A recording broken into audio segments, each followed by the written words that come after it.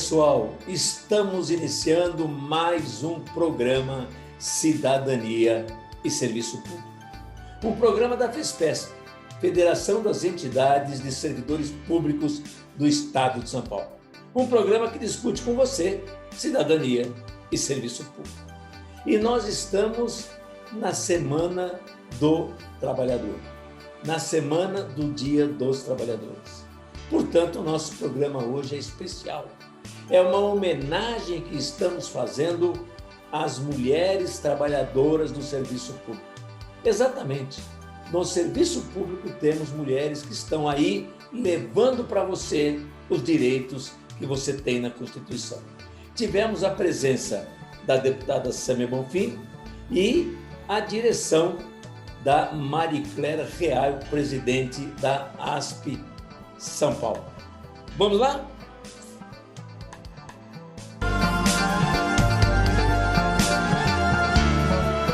É uma comemoração ao Dia do Trabalhador e da Trabalhadora. E como nós conseguimos montar esse coletivo feminino para tratar as questões específicas, nós conseguimos aí dos coordenadores de 20 a 30 minutos para falar especificamente disso.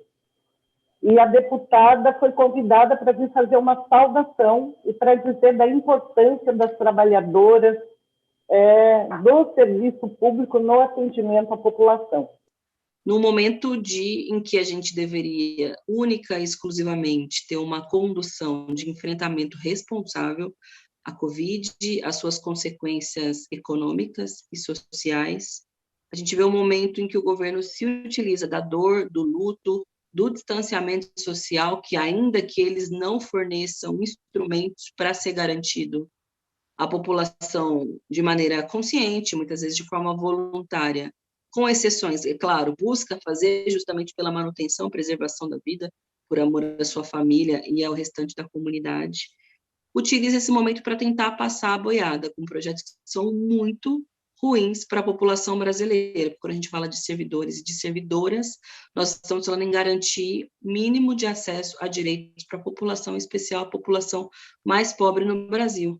Quero lembrar da PEC 86, que infelizmente foi aprovada, que mantém o congelamento salarial dos servidores e das servidoras em plena pandemia, quando a gente deveria buscar, na verdade, formas de valorizar, de incrementar os salários, em especial aquelas que são da área da saúde, da educação, que estão trabalhando dobrado, triplicado. É muito, muito, muito difícil fazer aula, ministrar aulas online. O papel da sala de aula é absolutamente insubstituível e é muito revoltante quando a gente vê no Congresso representantes no parlamento dizendo que professores têm preguiça, que não querem voltar à aula, que são vagabundos, que por isso, enquanto o restante da população está trabalhando, querem ficar sem trabalhar. Isso é um desconhecimento completo do que é a realidade das nossas escolas e das nossas trabalhadoras.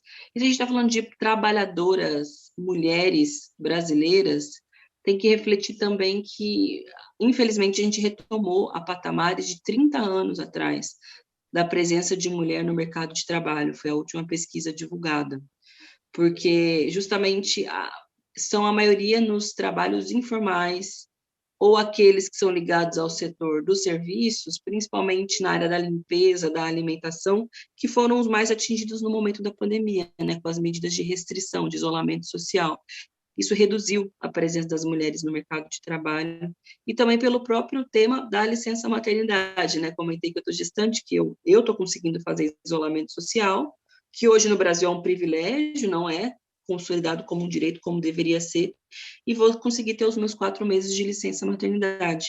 Mas tem muitas mulheres gestantes brasileiras que estão sendo obrigadas a cumprir com um trabalho presencial, não à toa que das mortes de gestantes por Covid-19 no mundo, 80% está no Brasil. É um dado muito, muito grave, porque elas estão tendo que trabalhar e com a sua capacidade fisiológica e imunológica alterada, um risco muito grande de contaminação e de morte. Tem uma legião de órfãos no Brasil nesse momento, porque não tem nenhum cuidado com essa especificidade biológica natural das mulheres brasileiras. Também é um momento de refletir sobre a sobrecarga de trabalho, que também é um dos motivos que impactou a redução da presença das mulheres no mercado, mas é que também faz elas ficarem com o tempo, que é um elemento fundamental para a formação humana, para o desenvolvimento intelectual, para a vida em sociedade, para a vida em família, o tempo completamente carregado, justamente porque o fechamento das escolas, que é um pouco do debate que a gente tinha, em muitos lares, significa a sobrecarga da figura feminina, que precisam seguir desenvolvendo suas atividades remuneradas e as demais tarefas domésticas, porque a divisão social do trabalho assim impõe, né? E muitas famílias têm a reprodução disso e a gente vê as mulheres absolutamente sobrecarregadas. Então, a maioria das que estão na linha de frente também morrem muito. O Brasil é o país que mais perdeu enfermeiras, técnicas de enfermagem do mundo, porque, na verdade, existe um descompasso generalizado, né? Um descontrole generalizado do enfrentamento à pandemia, aquelas que estão mais diretamente cuidando, né? Novamente, as mulheres no papel dos cuidados dos pacientes por Covid-19 são muito atingidas, impactadas. Felizmente, dentre tantas coisas ruins, nós conseguimos derrubar um veto que o Bolsonaro havia imposto de um projeto que eu sou coautora no Congresso de indenização para os familiares daqueles que venham a falecer pela Covid-19, ele tinha vetado, nós derrubamos. A gente não queria ter que aprovar um projeto como esse de indenização, mas, enfim, é necessário ao mínimo de justiça, e essa foi uma conquista principalmente das trabalhadoras da saúde, das técnicas de enfermagem que estão na mira desse desgoverno, sem contar dos índices de violência contra as mulheres, que também aumentou no contexto de pandemia. Aumentou porque aumentou o confinamento, muitas vezes aquilo que era os primeiros indícios e sinais de violência se transformam numa violência mais sistemática e muitas vezes encadeia em feminicídio. A nossa rede de acolhimento, de pedido de ajuda, de denúncia, fica mais restrita nesse momento, então a gente vê mais mulheres nessa situação tão dramática. Por isso é tão importante pensar na especificidade da mulher trabalhadora, que entre os servidores é a maioria, que está na linha de frente, que está dentro das residências, se submetendo à sobrecarga de trabalho, à dificuldade de cuidar dos filhos, da família, que cuida muitas vezes do luto, que poucas vezes tem tempo e condições de cuidar de si mesmo. E essa reestruturação que existe do Estado brasileiro, né, esse desmonte completo da Constituição, a gente sabe que vai ter como atingidas as mulheres mães de família, aquelas que são periféricas, as negras moradoras das periferias, das diferentes cidades no Brasil. Por isso, o protagonismo também da luta das mulheres, no enfrentamento ao genocida, nos pedidos de impeachment, nas lutas das categorias, nos bairros, nas campanhas de solidariedade, a gente sempre vê a figura feminina.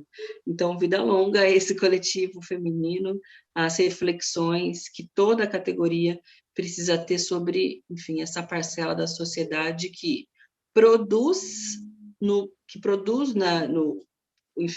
na esfera do mercado de trabalho, mas que também é responsável pela reprodução da força de trabalho dentro dos lares, espaço esse não remunerado, absolutamente ultra explorado e necessário também para a manutenção dos lucros dos patrões, e por isso precisa também ser sempre pontuado como um elemento de discussão, né, sobre aquilo que está dentro da esfera doméstica, que muitas vezes é um trabalho invisível, mas necessário para a reprodução da força de trabalho e, portanto, a necessidade de superar essa lógica do machismo, né, da hiperexploração que recai sobre as mulheres todas. E agradecê-las pelo convite, pela possibilidade de estar aqui e nos colocar à disposição para mais informações sobre essa reforma administrativa brutal que eles querem fazer avançar no Congresso nas próximas semanas e meses, infelizmente, mas que a gente vai precisar de muita unidade, capacidade de luta para poder não deixar a boiada passar mais uma vez no Congresso. Obrigada. Gente, eu tinha... agora, depois da deputada, eu ia ter uma fala de 3 minutos para fazer uma análise do papel e das dificuldades da trabalhadora do serviço público durante a pandemia. Não tem mais nada para eu falar, não é? Ela fez exatamente a análise que nós temos, quer dizer, nós somos a maioria, os usuários dos serviços públicos, na sua imensa maioria, são mulheres, negras, periféricas, pobres, aquelas que não têm acesso a nem garantias para si, para sua família.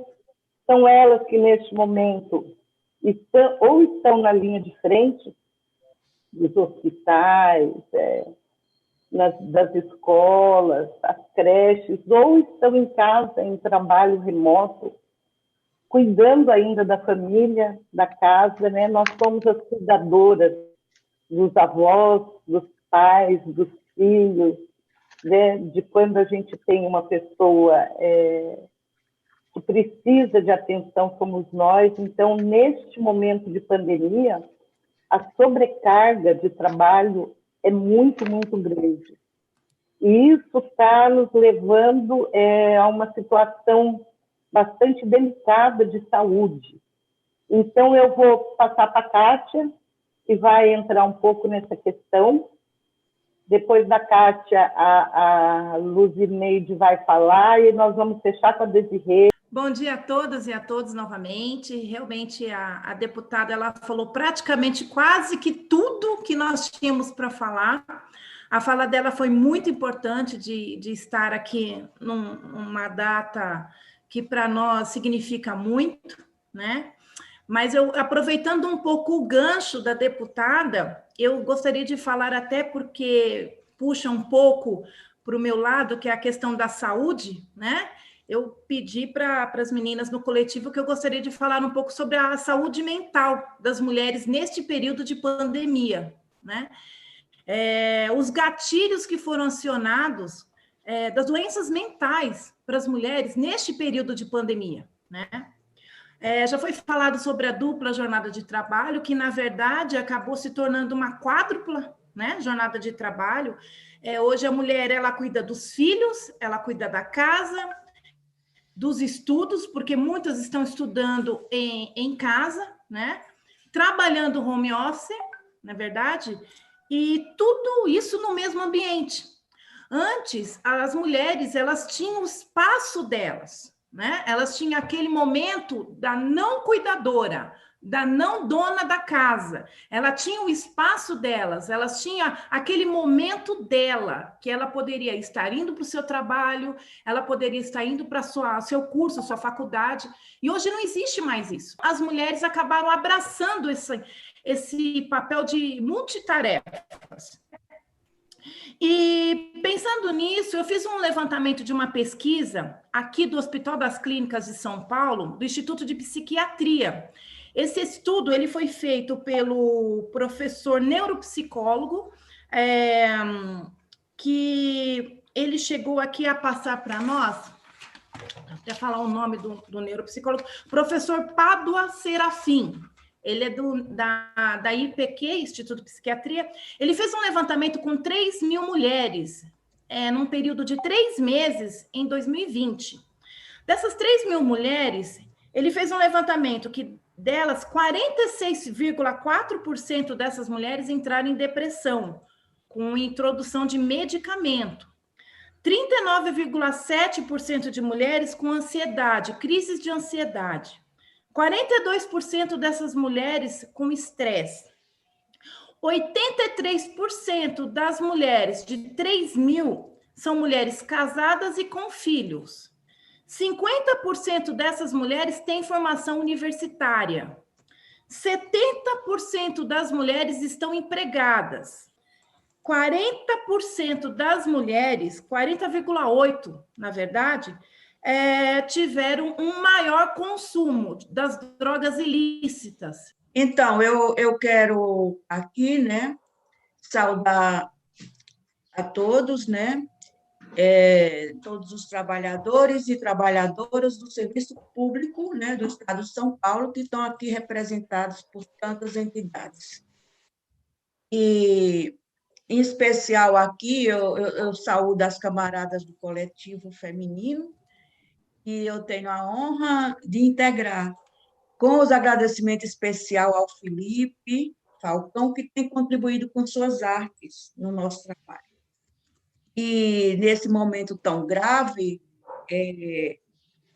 da humanidade, tão agressiva aqui no Brasil, né, por abandono e desumanidade de um governo genocida, quero reforçar a nossa luta pela vacinação para todos através do SUS e sem privilégios.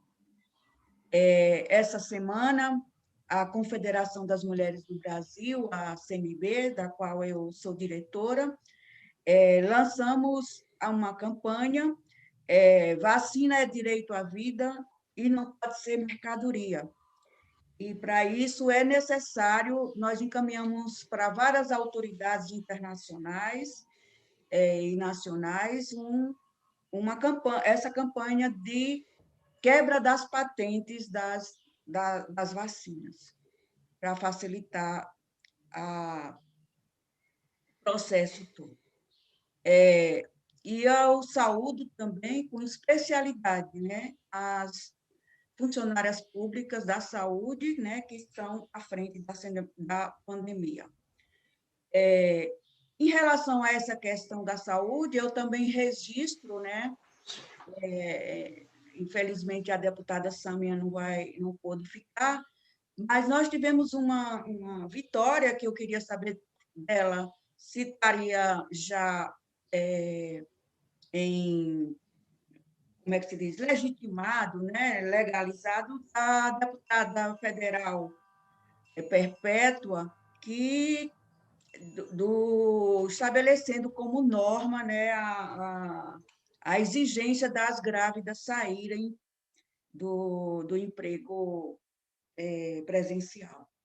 Então, isso foi aprovado, mas eu não sei como é que está a regulamentação. É um trabalho também puxado por a gente, né, que foi uma vitória. Reforço o auxílio emergencial, né, de R$600 e R$1.200 para as mães-chefes de famílias. E aqui eu destaco também, como as minhas antecessoras, a nossa saudação especial e solidariedade às mulheres que estão com o serviço triplicados dentro de casa. E ainda assim, como diretora do Sindicato dos Arquitetos de São Paulo, eu reforço aqui a nossa luta, né, do sindicato pelo piso, o piso salarial da categoria e a igualdade salarial para homens e mulheres, pelo mesmo trabalho.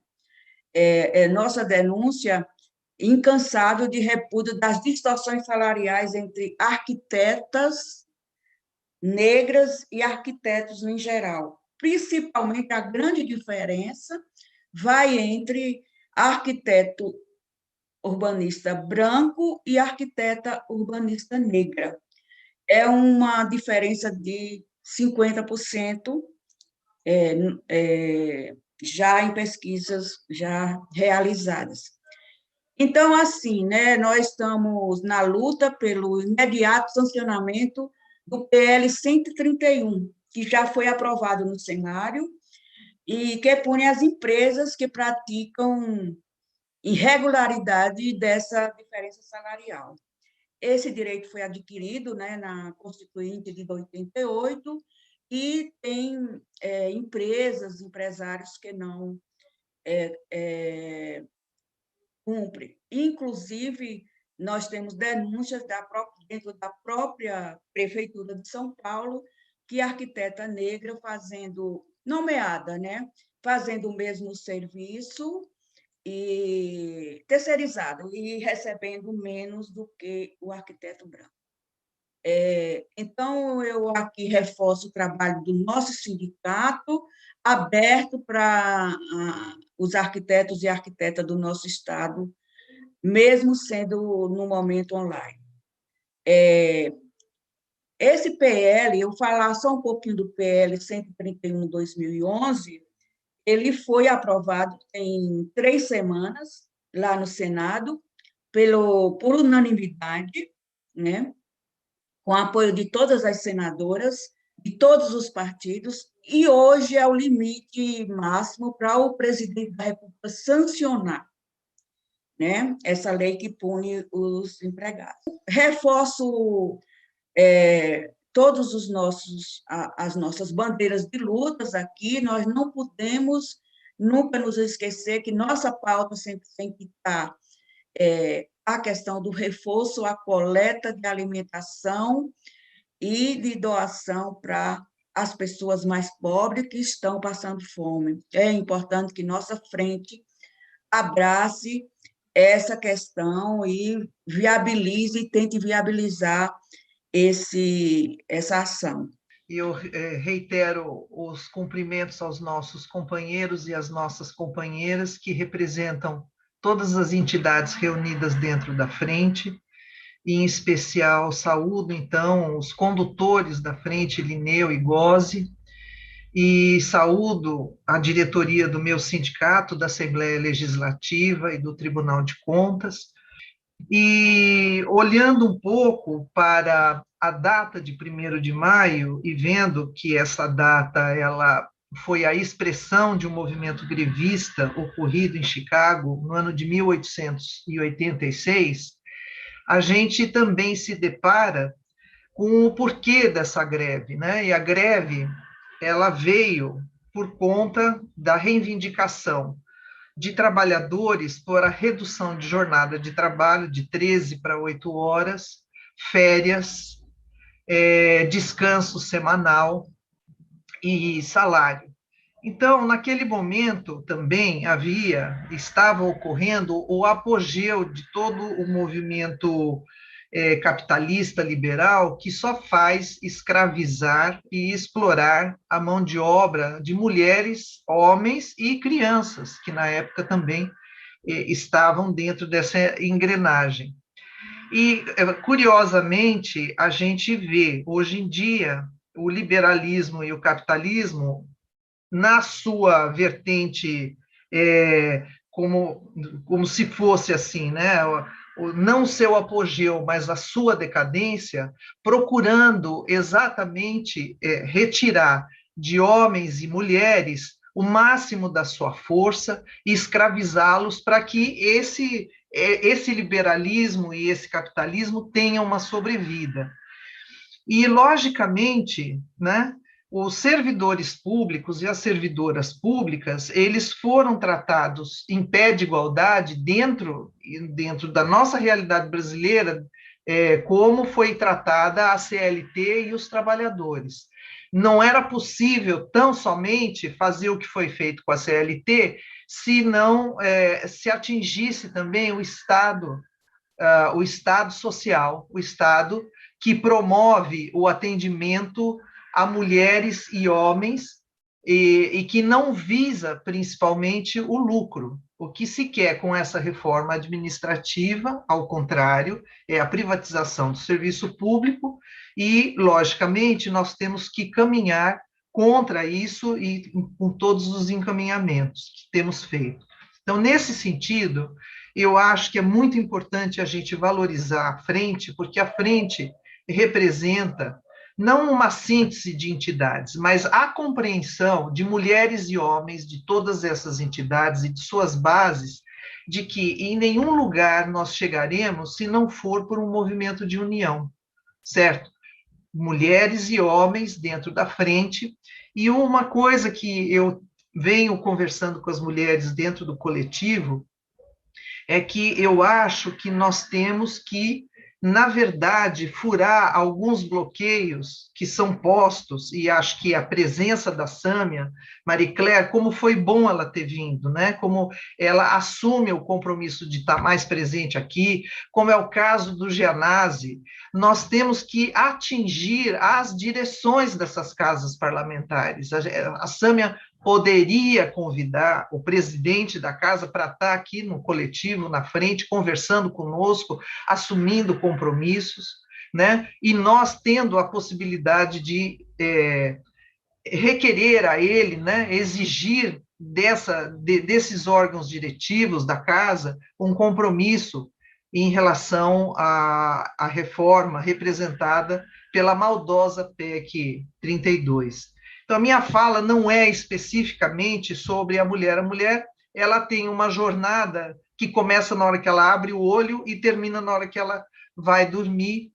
é um pouco distinta da do homem, porque, historicamente, ela tem atribuições que o homem, mais recentemente, passou a enxergar como o colaborador dela.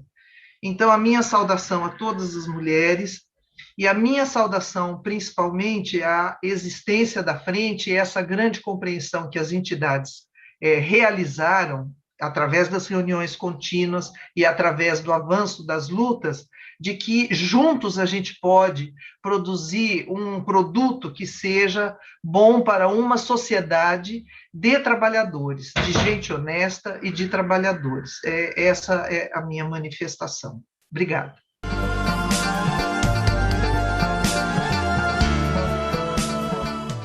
Chegamos ao fim de mais um programa produzido pela FESPESP, Federação das Entidades de Servidores Públicos do Estado de São Paulo. Programa Cidadania e Serviço Público. E que faz o quê? Discute com você, servidor, cidadão, discute sobre cidadania e serviço público. E foi uma homenagem às mulheres trabalhadoras do serviço público. Até o próximo programa. Aguardamos você.